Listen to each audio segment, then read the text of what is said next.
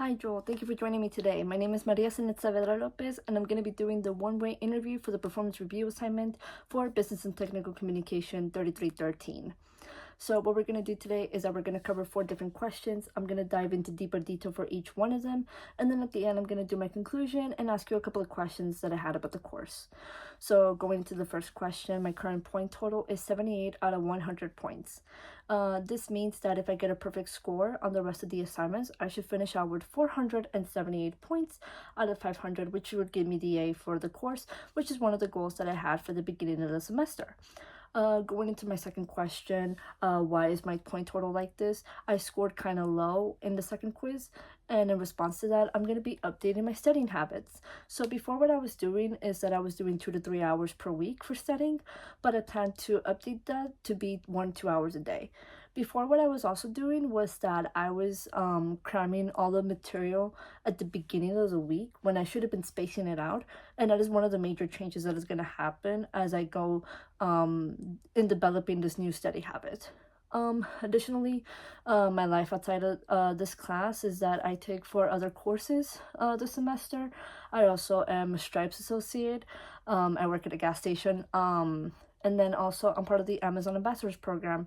I used to be an intern with Amazon, and they invited me back to be an ambassador, which means that I go into the different high schools and middle schools, and I teach the kids about the basics of computer science and cybersecurity, as well as the basics of what it means to be at Amazon and work for them. So I feel like that's pretty cool, and that also takes up a lot of my time. So I feel like if I develop this new study habit, I might be more influenced to study more, because I want to inspire these kids to do better. And if they want to do better, then I'm going to feel inspired to do better as well.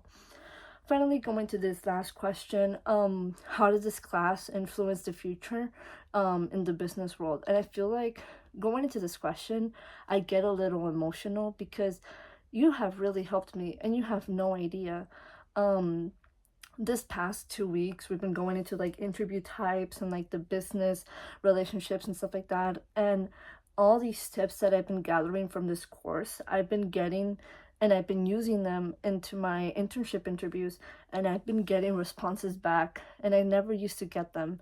And I feel like that's really inspiring for me, and it should be for you too, because you're helping students do more than just UTRGB coursework. You're helping them get jobs, and I feel like it's really commendable.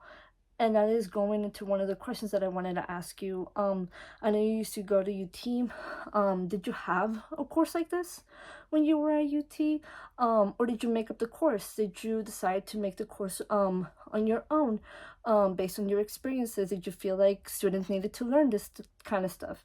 And if you did, then that's really commendable, because it is one of my favorite courses just because of the stuff that I learned and how different it is from my other courses. Going into one of the last questions that I wanted to ask you was that I know we're going to get the instructions for the debriefing cultural assignment soon, and I just wanted to ask you, what tips do you have in dividing the work up into different weeks so that we don't get too bombarded with everything all at once?